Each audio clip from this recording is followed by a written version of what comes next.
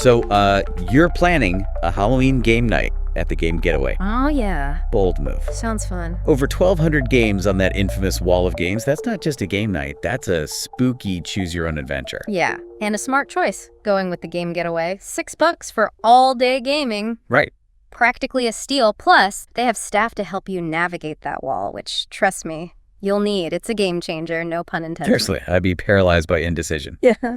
But that's why we're here. Your notes are packed with possibilities. From classic haunted houses to Discworld witches. You've got a taste for the eclectic, I say. Well, spooky means different things to different people, right? True. So before we even get to specific games, what kind of vibe are we going for? Okay. Campy fun, nail-biting suspense.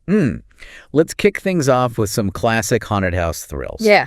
Because I saw Betrayal at House on the Hill on your list, and that game is a Halloween staple for a reason.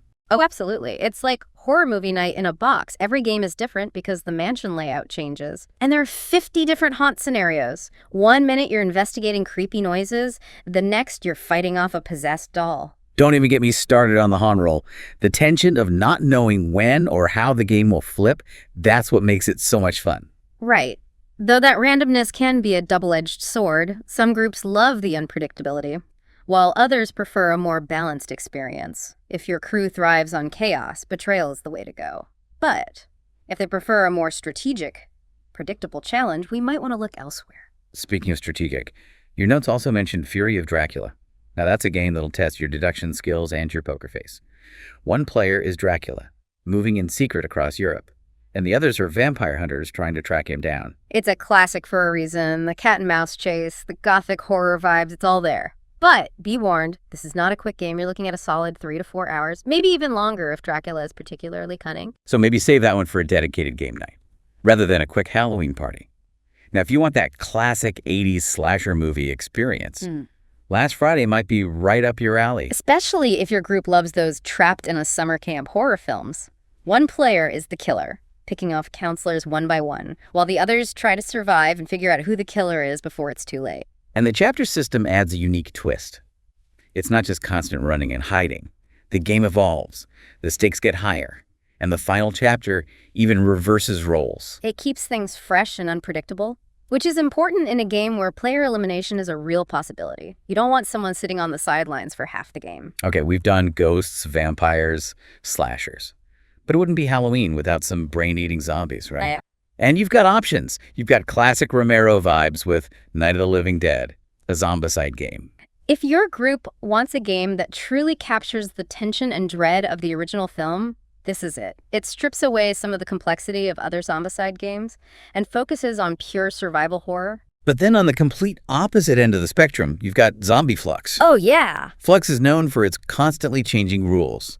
And the zombie theme adds a whole other level of chaotic fun. Just imagine you're about to achieve your goal, but then, bam, the rules change. You're suddenly a zombie, and everyone's out to get you. It's hilarious and frustrating in the best way possible. And it's perfect for a group that loves to embrace the unexpected. However, if your friends are hardcore strategists who hate surprises, Zombie Flux might lead to some disagreements. In that case, yeah, maybe stick with something a little more traditional. Unless, of course, you enjoy watching your carefully crafted plans crumble under the weight of a zombie apocalypse. And for a zombie experience that's quick, portable, and always a hit at parties, we got to talk about Zombie Dice. Ah, yeah, Zombie Dice. It's like the perfect filler game, you know. Right. For a Halloween gathering, you can explain the rules in under 5 minutes, and each round takes maybe 10 minutes tops. Plus, who doesn't love rolling fistfuls of dice and racking up those tasty, tasty brains? Just be careful not to push your luck. 3 shotguns, and you're out of the game. Yeah, it's a great way to inject some high-energy fun, between those longer, more strategic games. It definitely keeps the party lively. From the undead to the unknowable. Yeah. We've got to talk Lovecraftian horror. And Arkham Horror is a must-have for anyone who likes their spooky with a side of cosmic dread. Oh yeah, for sure. It's the game that really put Lovecraftian board games on the map. You and your friends are investigators in Arkham, Massachusetts, facing down unspeakable monsters and trying to prevent an ancient one from waking up and destroying the world. No pressure. Right. So I'm looking at the 3rd edition here. What makes this edition stand out to you? So 3rd edition really streamlined some of the rules, making it easier to learn without sacrificing the depth and complexity that Arkham Horror is known for. Plus, the scenario-based gameplay means you can kind of tailor your experience to your group's preferences. Okay, but my notes also mention Eldritch Horror. And from what I'm seeing, this one is Arkham Horror's bigger, badder cousin. Yeah, No. precisely. Okay. It's a globe-trotting adventure where you're traveling the world, battling ancient evils, and trying to maintain your sanity. It's a bit more complex than Arkham Horror, but if you're looking for a truly epic Lovecraftian experience... For a Lovecraftian experience that's a little more high-tech, we can't forget Mansions of Madness. Second edition utilizes an app, which I'm always a fan of. Right. The app is really integral to Mansions of Madness. It's your storyteller, your dungeon master, and your source of jump scares, all rolled into one. I bet that adds a whole other level of immersion, especially for a game about exploring a creepy, unpredictable mansion. Oh, absolutely. You never know what the app will throw at you next. It could be a sudden noise, a locked door, or even a monster appearing out of thin air. Okay, we've covered a lot of ground here, but your notes take us even deeper into the supernatural. Yeah. Dead Men Tell No Tales caught my eye. A pirate ship on fire. A skeleton crew running amok. Oh, that one's a blast. That sounds. Imagine the chaos of a pirate ship that's literally gone to hell. You and your friends are pirates trying to grab as much loot as possible before the whole thing sinks. But here's the catch. You're not just fighting each other. You're fighting the fire spreading across the ship, the skeletons trying to stop you, and even the ship itself as it starts to fall apart. Talk about a recipe for some tense moments. Oh, And it sounds like teamwork is essential here. You're all in this together trying to survive a literal shipwreck. Exactly. If you don't work together, you'll all go down with the ship. But if you coordinate your actions and play your cards right, you just might escape with your lives and a whole lot of treasure. From the high seas to a completely different kind of spooky experience. Your notes mention the night cage. Trapped in a dark maze, only a single candle to light your way.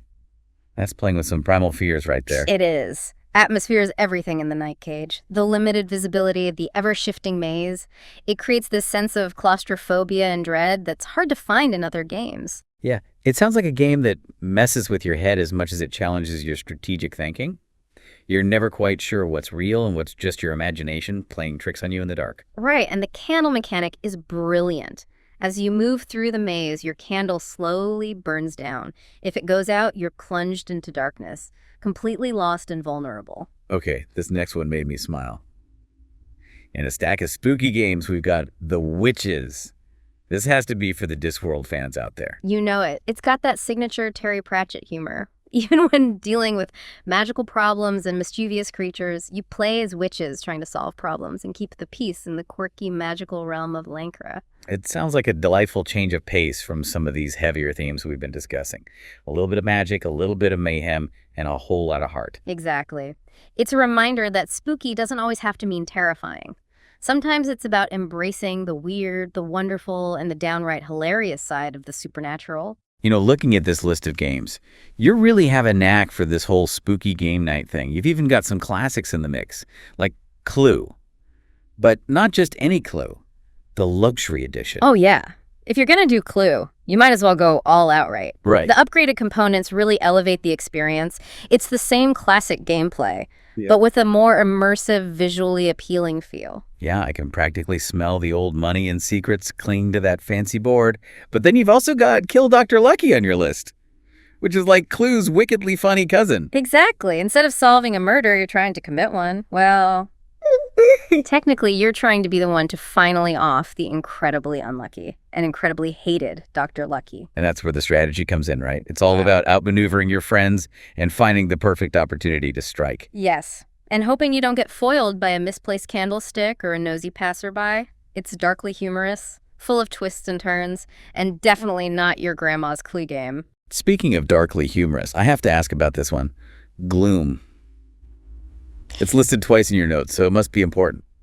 Gloom. It's a classic for a reason. You're basically trying to out-misfortune your opponents.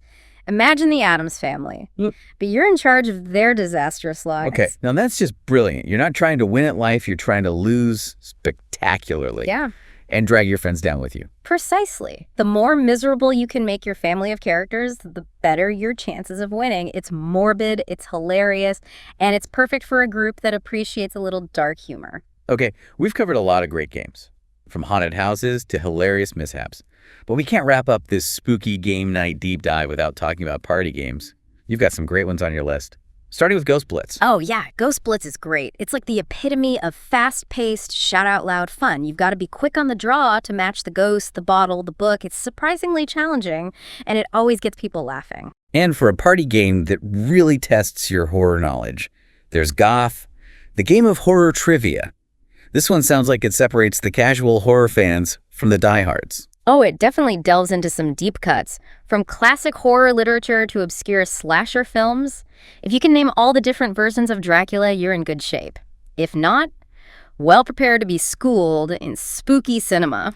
And lastly, we have Stupid Deaths. Yeah. Because let's face it, Halloween is the perfect time to indulge in a little morbid curiosity, right? Exactly. This game is all about those bizarre, you can't make this up deaths throughout history. Did someone actually choke to death on a bagpipe? Did a bear really steal and eat someone's golf ball, leading to a fatal confrontation? You'll have to play to find out.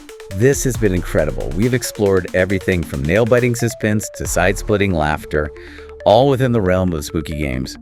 Got a killer lineup for your Halloween game night, and I'm a little jealous I don't get to join in on the fun. Well, remember, choosing the right games for your group is key to a successful game night.